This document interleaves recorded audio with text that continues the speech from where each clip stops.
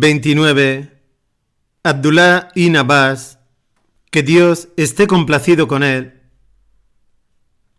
Abdullah era hijo de Abbas, tío del noble profeta, Dios le bendiga y guarde. Nació solo 3 años antes de la Hégira. Por tanto, cuando el profeta murió, Abdullah contaba solo 13 años.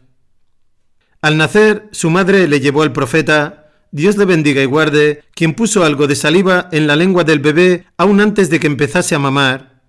Este fue el comienzo de un vínculo íntimo y cercano entre Abbas y el profeta, que se convertiría en un amor y devoción duraderos.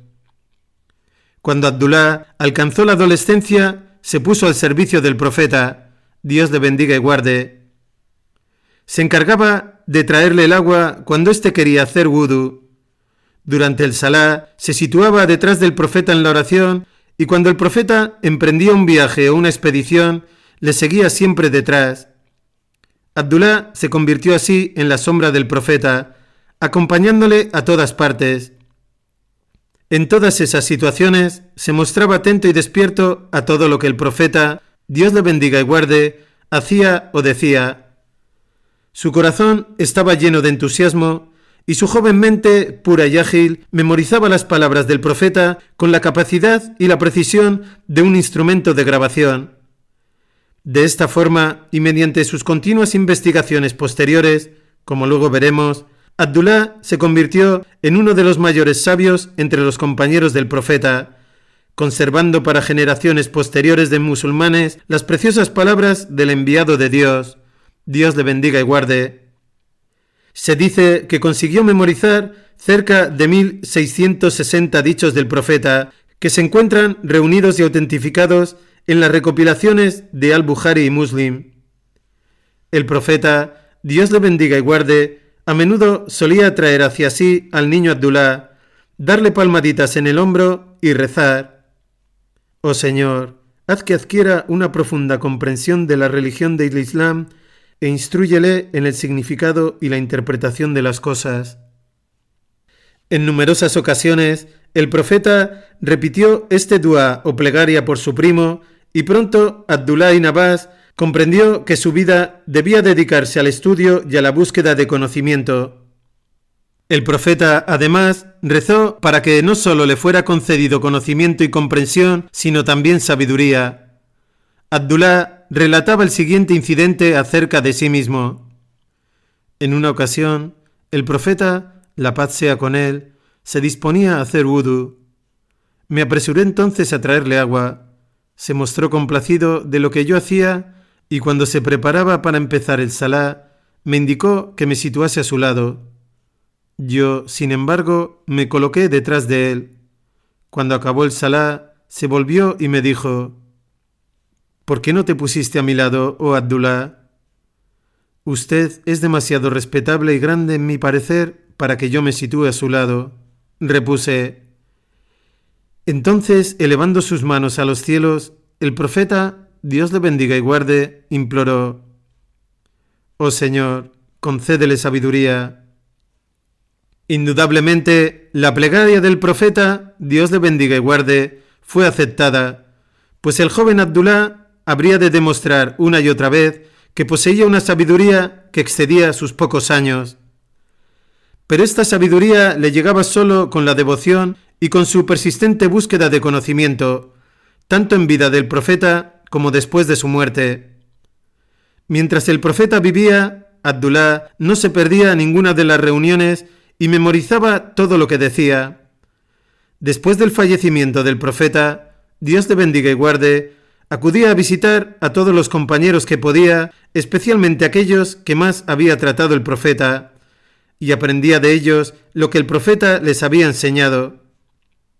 Cuando se enteraba de que alguien conocía un hadith del profeta, Dios le bendiga y guarde, que él mismo desconocía, iba rápidamente a visitarle y lo memorizaba. Sometía a un estricto escrutinio todo lo que oía y lo comparaba con otras informaciones. Llegó a acudir hasta 30 compañeros para verificar una sola cuestión. Abdullah relataba lo que hizo una vez al escuchar que un compañero del profeta, Dios le bendiga y guarde, sabía un hadith que le era desconocido. Fui a verle durante la siesta y extendí mi manto frente a su puerta. El viento me arrojaba el polvo a la cara mientras esperaba por él. Si hubiera querido, podía haberle pedido permiso para entrar y sin duda me lo hubiera dado, pero preferí esperarle para dejarle descansar en paz. Al salir de su casa y verme en aquel estado, me dijo: «Oh primo del profeta, ¿por qué haces esto?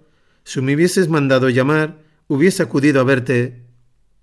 Soy yo quien debe venir a visitarte, pues el conocimiento se busca, no viene por sí solo», le dije. Le pregunté entonces acerca del hadith y lo aprendí de él. Con esta dedicación a su tarea, Abdullah preguntaba a unos y otros y persistía en sus indagaciones. Luego examinaba y filtraba la información que había recogido con su mente aguda y meticulosa. Pero Abdullah no solo se especializó en la recopilación de hadith, se dedicó también a adquirir conocimiento en muchos otros campos. Sentía gran admiración por gentes como Zaid ibn Thabit, el compilador de la revelación, juez supremo y jurisconsulto de Medina, experto en las leyes de la herencia y en la lectura del Corán. Cuando Zaid se disponía a salir de viaje, el joven Abdullah se situaba humildemente a su lado y, cogiendo las riendas de su montura, adoptaba la actitud de un humilde criado en presencia de su amo. Zaid le decía entonces: «No lo hagas, oh primo del profeta». Así se nos ordena tratar a los sabios entre nosotros, solía decir Abdullah, y Zaid le decía a su vez: «Déjame ver tu mano». Abdullah le extendía la mano y Zaid la cogía y la besaba y le decía: «Así se nos ordena tratar a los Ahl Bayt, los miembros de la familia del profeta, Dios le bendiga y guarde». Abdullah creció en conocimiento y en apostura. Masruq ibn al-Aida dijo de él: «Cada vez que veía a Ibn Abbas me decía: es el más apuesto de los hombres. Cuando hablaba me decía: es el hombre más elocuente, y cuando mantenía una conversación me decía: es el hombre con más conocimiento de los que conozco». El califa Umar ibn al-Khattab buscaba a menudo su consejo en asuntos importantes de gobierno y solía describirle como un joven lleno de madurez. Said ibn Abi Waqqas le describió con estas palabras: «No he conocido a nadie con una comprensión tan rápida que posea más conocimiento y mayor sabiduría que Ibn Abbas. He visto cómo Umar le hacía llamar para discutir problemas difíciles en presencia de los veteranos de Badr entre los Muhajirún y los Ansar. Cuando Ibn Abbas hablaba, Umar siempre tenía en cuenta su opinión». Son estas cualidades las que hicieron que Abdullah ibn Abbas fuera conocido como el sabio de esta umma. Abdullah ibn Abbas no se contentaba con acumular conocimientos. Sentía que era su deber hacia la umma el educar a los que buscaban conocimiento y a las masas de la comunidad musulmana. Se dedicó a la enseñanza y su casa se convirtió en una universidad. Sí, una universidad en el sentido pleno de la palabra. Una universidad de enseñanza especializada, pero con la diferencia de que tenía un solo profesor, Abdullah ibn Umar. Se produjo una respuesta entusiasta a las clases impartidas por Abdullah. Uno de sus compañeros describe una escena típica frente a su casa. Vi a una gente que convergía por las calles que iban hacia su casa hasta que apenas quedaba sitio frente a su casa. Entré en ella y le conté lo de la muchedumbre en su puerta y me dijo: «Tráeme agua para hacer wudu». Hizo wudu y habiéndose sentado dijo: «Sal y diles: quien quiera preguntar acerca del Corán y su lectura, que entre». Así lo hice y la gente entró hasta que la casa se llenó. En todo lo que le preguntaron, Abdullah fue capaz de elucidar y aún dar información adicional más allá de lo que se le pedía. Luego dijo a los presentes: «Haced sitio a vuestros hermanos». Después me dijo: «Sal y di: quien quiera preguntar acerca del Corán y su interpretación, que entre». De nuevo la casa se llenó y Abdullah elucidó las cuestiones y dio más información de la que se le pedía. Y así prosiguió con otros grupos de gente que querían aclarar cuestiones sobre fiqh, jurisprudencia, lo halal y lo harán, lo lícito y lo prohibido en el Islam, las leyes de la herencia, la lengua árabe, poesía y etimología. A fin de evitar la aglomeración de los numerosos grupos de gente que venían a plantear distintos temas en un mismo día, Abdullah decidió dedicar un día exclusivamente a cada disciplina particular. Un día enseñaba solo exégesis coránica, mientras que en otro trataba solo de fiqh, jurisprudencia. Asignó asimismo días especiales a la Magasi, o campañas bélicas del profeta, Dios le bendiga y guarde, a la poesía y a la historia de los árabes antes del Islam. Abdullah ibn Abbas demostraba en sus enseñanzas una poderosa memoria y un intelecto formidable. Sus explicaciones eran precisas, claras y lógicas. Sus argumentos eran persuasivos y estaban apoyados en pruebas textuales y hechos históricos. Una ocasión en la que brillaron sus extraordinarias dotes de persuasión ocurrió durante el califato de Ali. Un numeroso grupo de partidarios de Ali, en su enfrentamiento con Muawiyah, acababan de abandonarle. Abdullah ibn Abbas fue a ver a Ali y le pidió permiso para hablar con ellos. Ali dudaba por temor a que Abdullah se pusiera en una situación peligrosa, pero finalmente cedió ante el optimismo de Abdullah de que nada anormal ocurriría. Abdullah fue a entrevistarse con el grupo. Los encontró entregados a la oración. Alguno de ellos no quería dejarle hablar, pero otros estaban dispuestos a escucharle. «Decidme», les preguntó Abdullah, «¿cuáles son vuestras quejas contra el primo del profeta, Dios le bendiga y guarde, el marido de su hija y el primero de los que creyeron en él?» Los hombres empezaron a relatarle sus tres quejas principales contra Ali. Primero, que había nombrado a sus hombres para que juzgasen en asuntos relativos a la religión de Dios, es decir, que Ali había aceptado el arbitraje de Abu Musa al-Ansari y de Amr ibn al-As en la disputa frente a Muawiyah. Segundo, que combatió y no tomó botín ni prisioneros de guerra. Tercero, que no había insistido en asumir el título de Amir al-Muminin durante el proceso de arbitraje, a pesar de que los musulmanes le habían jurado lealtad a él y de que era su legítimo emir. Para ellos todo esto era signo de debilidad y una señal de que Ali aceptaba que su legítima posición como emir al-Muminin fuese deshonrada. En respuesta a esto, Abdullah les preguntó si cuando él les citase versículos del Corán y dichos del profeta, Dios le bendiga y guarde, ante los que ellos no tuviesen objeción y que respondían a sus críticas, ellos estarían dispuestos a cambiar de opinión. Respondieron que así lo harían, y entonces Abdullah prosiguió: «En cuanto a vuestra declaración de que Ali ha nombrado a unos hombres para que juzguen acerca de sus asuntos relativos a la religión de Dios, Dios, glorificado y ensalzado sea, dice: «Oh vosotros que habéis llegado a creer, no matéis caza mientras estéis de peregrinación, y quien de vosotros la mate intencionadamente deberá ofrecer una compensación en ganado equivalente a lo que mató, a juicio de 2 personas justas de entre vosotros, que será entregado como ofrenda a la Kaaba». Corán 5.95.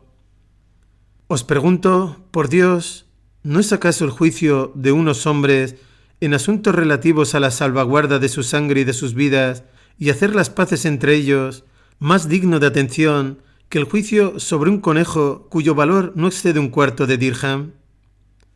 Su respuesta fue que, desde luego, el arbitraje era más importante en el caso de preservar las vidas de los musulmanes y restaurar la paz entre ellos que sobre la caza en el recinto sagrado, para la cual Dios había previsto el arbitraje de los hombres. ¿Hemos concluido, pues, con este punto?, preguntó Abdullah, y su respuesta fue: Allahumma nam, oh Dios, sí. Abdullah prosiguió: en cuanto a vuestra declaración de que Ali luchó y no tomó prisioneros de guerra como hizo el profeta, ¿deseáis realmente tomar a vuestra madre Aisha por prisionera y tratarla con la libertad con que suele tratarse a los cautivos?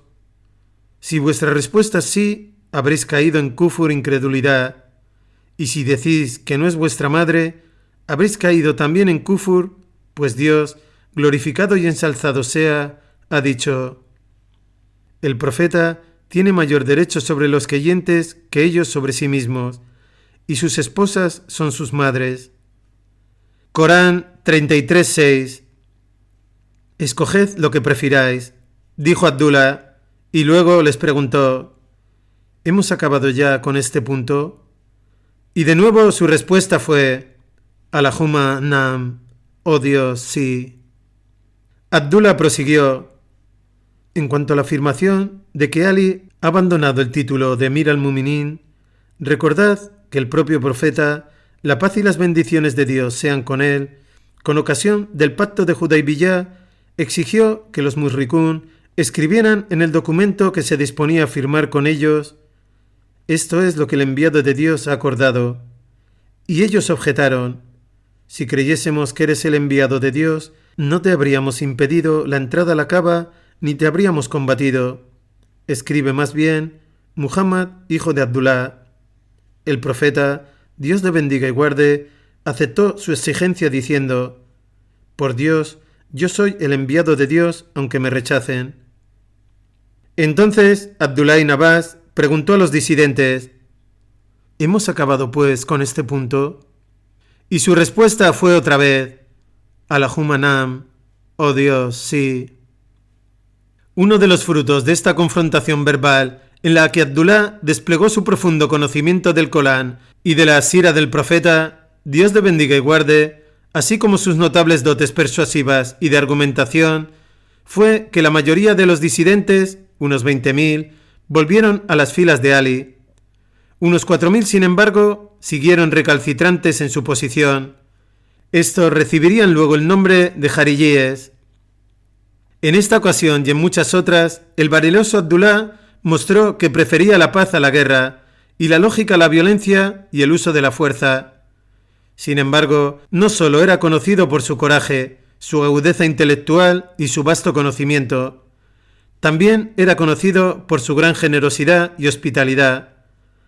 Algunos de sus contemporáneos dijeron de su casa: no hemos conocido una casa que ofrezca más bebida refrescante, fruta y conocimiento que la casa de Ibn Abbas. Sentía una constante y genuina preocupación por la gente. Era considerado y amable. En una ocasión dijo: cuando comprendo la importancia de un versículo del libro de Dios, quisiera que todo el mundo supiera lo que yo sé. Cuando oigo hablar de un gobernante musulmán que gobierna con equidad y trata justamente a la gente, me siento feliz por él y rezo por su alma. Cuando llega a mis oídos que la lluvia cae en tierra de musulmanes, me lleno de felicidad. Abdullah ibn Abbas era constante en sus devociones. Realizaba regularmente ayunos voluntarios y a menudo se mantenía en oración durante la noche. Solía llorar mientras rezaba o leía el Corán, y cuando leía versículos que trataban sobre la muerte, la resurrección y la vida en el más allá, su voz sonaba grave por su profundo llanto. Falleció a la edad de 71 años en la montañosa ciudad de Taif.